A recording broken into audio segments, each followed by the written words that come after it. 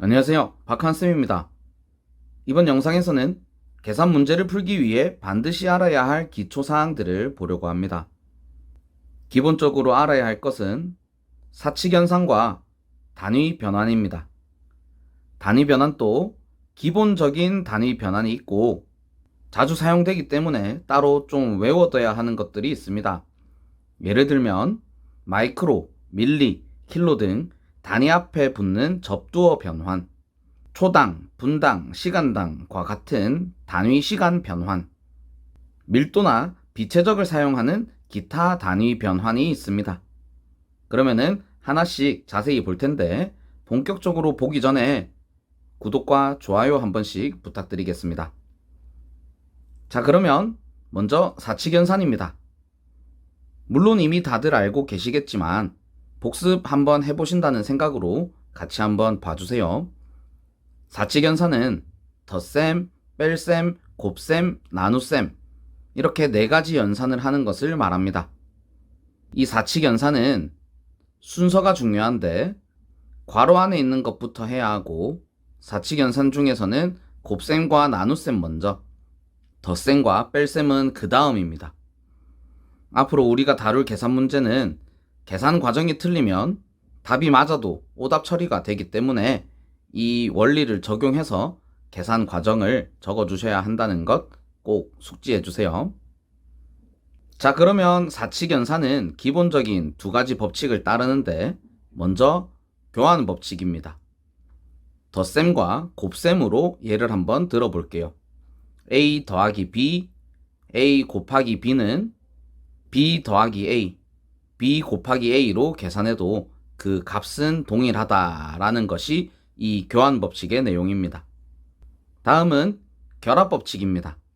마찬가지로 덧셈과 곱셈으로 예를 한번 들어보면 A 더하기 B 더하기 C, A 곱하기 B 곱하기 C 이런 계산은 앞에 2개부터 계산하든 뒤에 2개부터 계산하든 관계없이 그 값은 동일하다는 것이 이 결합 법칙의 내용입니다.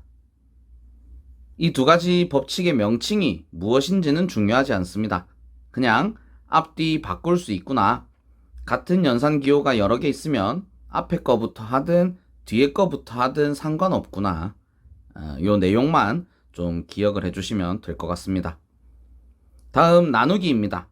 자, 5 나누기 4는 4분의 5일까요? 5분의 4일까요? 당연히 알고 있겠지만 공부를 하다 보면 계산 문제를 풀다 보면 순간적으로 헷갈릴 수 있습니다. 5 나누기 4는 둘 중에 4분의 5입니다. 나누기 기준으로 앞에 거는 분자로 위로, 뒤에 건 분모로 밑으로 간다는 거. 자, 그럼 이제 등호에 대해서 한번 이야기해 봅시다. 등호는 등호를 기준으로 양변의 값이 항상 같아야 합니다. 그래서 양쪽에 같은 수를 더하거나 빼거나 곱하거나 나눠줄 수 있습니다. 단위 때 숫자 0은 안 됩니다. 자, 예를 들어서 A와 B가 같고 C가 0이 아니라면 양쪽에 C를 더해줘도 양쪽에 C를 빼줘도 곱해줘도 나눠줘도 양쪽 값은 같습니다. 연습 한번 해볼게요. A 빼기 B는 C라고 할 때 A는 어떻게 구할 수 있을까요? 양쪽에 B를 더해줘도 양쪽 값이 같으니까 양쪽에 B를 똑같이 더해줄게요. 그러면은 왼쪽에 빼기 B 그리고 더하기 B는 계산하면 0이 되니까 날라가겠죠. 그러면은 왼쪽에는 A만 남고 오른쪽에는 C 더하기 B만 남으니까 A는 C와 B의 합으로 정리할 수 있습니다. 다음은 D 더하기 E는 F일 때 D를 한번 구해봅시다. 양쪽에 모두 E를 빼줘도 값의 변화는 없으니까 양쪽 모두에 빼기 2를 해주겠습니다. 그러면 왼쪽에 있는 더하기 2와 빼기 2가 0이 되면서 사라지겠죠. 그래서 D는 F 빼기 2로 구할 수 있겠습니다. 나누기로도 연습해 봅시다. 같은 원리로 양쪽에 H라는 값을 곱해주면 왼쪽에 나누기 H 곱하기 H는 약분되니까 G는 I 곱하기 H라고 볼 수 있습니다.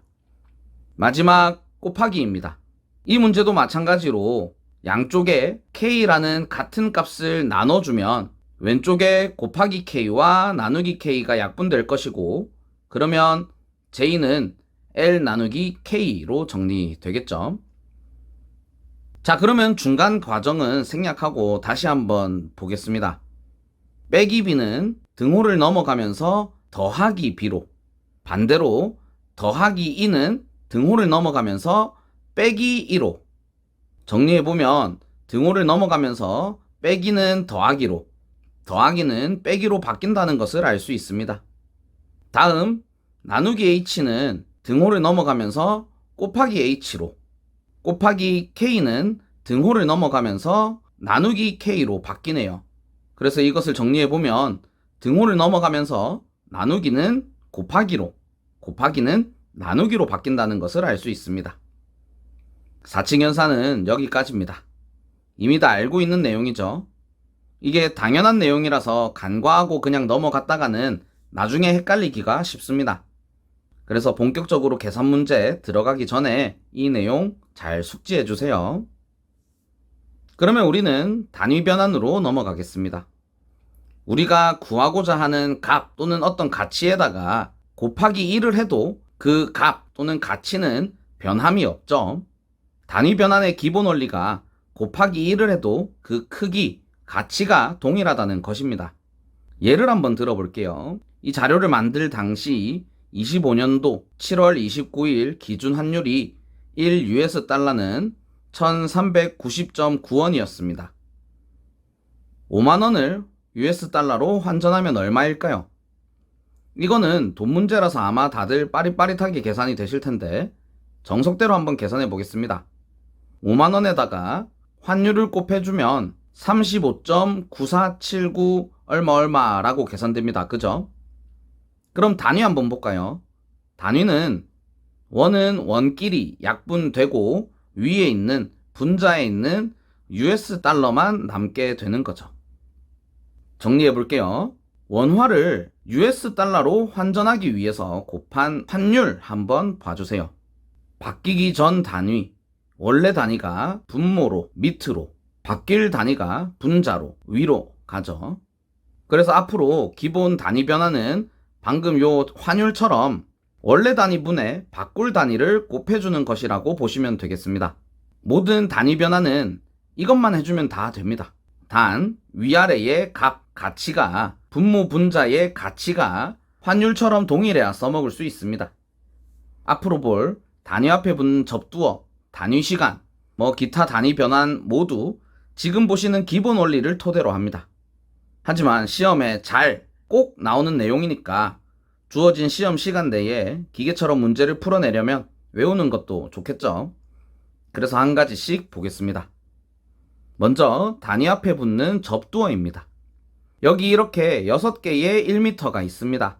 그런데 미터라는 길이 단위 앞에 이런 파란 접두어가 붙으면 그 크기가 달라지는 것을 우리는 이미 알고 있죠.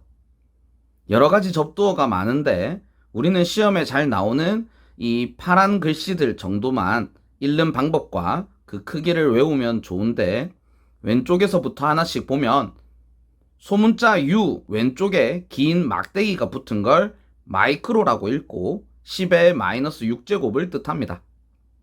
다음 소문자 M은 밀리라고 읽고 10의 마이너스 3제곱을 뜻합니다. 그리고 소문자 K는 킬로라고 읽고 10의 세제곱을 의미합니다. 다음 대문자 M은 메가라고 읽고 10의 6제곱을 의미합니다. 마지막으로 대문자 G는 기가라고 읽고 10의 9제곱을 뜻합니다. 10의 지수를 보면 3씩 차이 나죠. 오른쪽으로 갈수록 접두어가 의미하는 숫자가 1000배씩 커진다는 겁니다. 그래서 그 크기를 일정하게 유지하려면 접두어가 커진 만큼 앞에 숫자는 1000배씩 작아져야 되겠죠. 그래서 접두어를 오른쪽으로 한 칸씩 바꿀 때마다 앞에 붙은 수에다가는 1000씩 나눠줘야 되고, 반대로 접두어를 왼쪽으로 한 칸씩 바꿀 때마다 앞에 붙은 숫자에다가 1000씩 곱해줘야 합니다. 계산 과정 중에 배운 공식에는 없는데 1000이라는 숫자를 곱하거나 나누는 것은 다 이 접두어 변환 때문에 생기는 것이라는 것 숙지해주세요. 다음은 단위 시간입니다. 이것도 예를 들어서 한번 같이 보겠습니다. 1분에 1km씩 달리는 자동차는 1시간 동안 몇 킬로를 달리는가? 이런 문제죠. 1시간은 60분이니까 60km를 달리겠죠. 이걸 속도로 한번 바꿔보겠습니다. 1km per minute은 60km per hour죠. 자, per minute이 per hour로 바뀌니까 앞에 숫자는 60배가 되었습니다. 자, 이걸 토대로 다시 정리해 볼게요. 방금 봤었던 것처럼 per minute에서 per hour로 갈 때, 그러니까 한 칸 오른쪽으로 갈 때는 앞에 붙은 숫자에다가 60을 곱해주면 되고, 반대로 왼쪽으로 갈 때는 앞에 붙은 숫자를 60으로 나눠주면 됩니다. 두 칸 이동할 때는 60을 두 번, 그러니까 3600을 곱하거나 나눠주시면 됩니다. 이거 헷갈리기 쉽습니다. 꼭 숙지해주세요. 마지막으로 밀도, 비중량 또는 비체적을 이용한 단위 변환입니다. 그 전에 밀도, 비중량, 그리고 비체적이 무엇인지 알아야겠죠. 우리가 앞으로 다룰 유체는 질량 또는 중량으로, 그리고 체적으로 그 양을 나타내는데 그 관계를 나타내는 것이 밀도, 비중량, 비체적입니다. 밀도는 유체의 체적분의 질량, 비중량은 유체의 체적분의 중량, 비체적은 질량분의 체적입니다. 우리는 이 개념보다는 지금 단위 변환 시간이니까 단위가 더 중요하겠죠. 밀도와 비중량의 단위는 앞으로 주로 킬로그램 퍼 미터 세제곱으로 나올 거고, 간혹 가다가 킬로그램 포스 퍼 미터 세제곱이라고 나올 때도 있을 텐데 이 두 가지는 어렵게 생각하지 마시고 똑같다고 보시면 됩니다. 자, 다음 비체적은 미터 세제곱 퍼 킬로그램으로 이 두 가지는 서로 역수관계입니다. 자, 그러면 이 두 가지를 어떻게 써먹을 거냐? 유체의 양을 킬로그램 퍼 세크, 킬로그램 퍼 미닛, 킬로그램 퍼 아워와 같은 질량 단위로 나타낸 유량을 미터 세제곱 퍼 세크, 미닛, 아워로 나타낸 체적 유량으로 변환할 때 사용합니다. 우리 이미 알고 있는 단위 변환의 기본 원리, 원래 단위분의 바꿀 단위를 곱해주면 되죠. 바꾸기 전 단위, 원래 단위는 킬로그램, 바꿀 단위는 미터 세제곱이죠.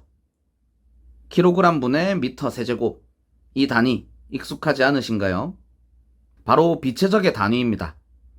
질량 유량을 체적 유량으로 바꿔주기 위해서는 비체적을 곱하거나 비체적의 역수인 비중량, 밀도로 나눠주면 됩니다.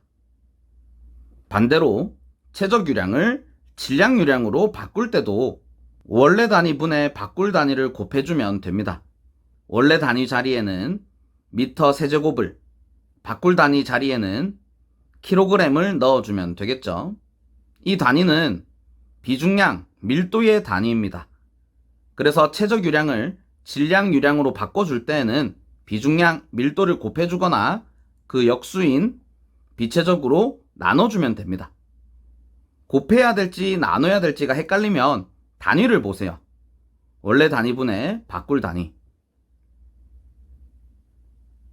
이렇게 해서 계산 문제를 풀기 위해 먼저 알고 있어야 하는 사칙연산과 단위 변환에 대해서 같이 한번 봤습니다. 오늘 같이 본 내용에 관해서 질문 혹은 더 알고 싶은 내용 있으시면 댓글로 남겨주세요. 마지막으로 구독과 좋아요 부탁드리면서 영상 마무리하겠습니다. 지금까지 박하은쌤이었습니다. 감사합니다.